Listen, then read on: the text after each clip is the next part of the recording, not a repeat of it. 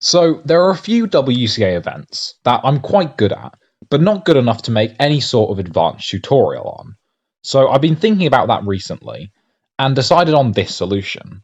Just make a video going over how to get where I am in this event.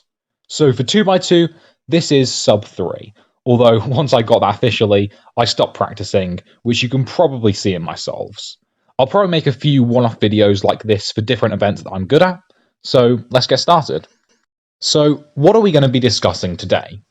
Basically, CLL and then making good layers.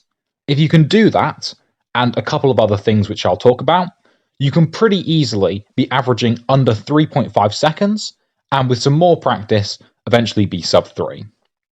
CLL is an algorithm set with 42 algorithms, and this is the main thing that you need to know in order to be sub-3 at 2x2.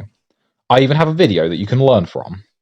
Learning CLL can be a bit of an annoying process because the recognition is really difficult, and once you start using it, you will initially be slower than when you use layer by layer or Ortega. It can take a while to see the benefits of switching methods. However, it's a really useful algorithm set, so just stick with it, and eventually you will be a lot faster than you ever could have been without it. One thing that can help is using the CLL training tool on CS Timer. Go to 2x2 on the left and then EG0 on the right. Then CS Timer will scramble the cube with a layer solved so that you can just practice recognition and execution of the CLL algorithms. The next thing you need to be able to do is make efficient layers. But how do you go about making better layers? Well, usually, for something like this, I'd say go to the CS Timer's Solvers tool, but for some reason, they don't have one for 2x2 layers. So instead of that, watch this 3-year-old video of mine, which is pretty much what I would tell you here anyway. Another thing you need to work on is planning your whole layer in inspection. At this stage, you don't have to be one-looking your solve, but you do want to be one-looking your layer. To learn to do this, do unlimited inspection solves and plan your full layer, no matter how long it takes you.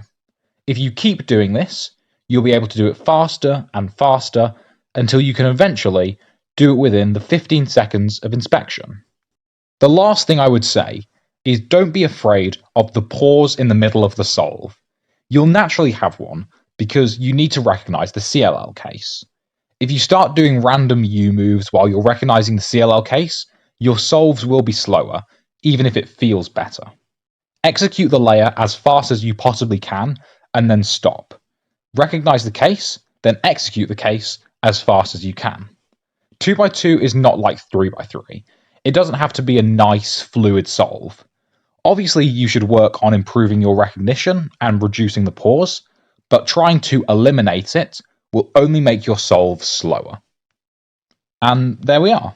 If you follow all these steps, you should be able to global sub-3 with a bit of practice. Hopefully this video was useful to you, and thanks for watching.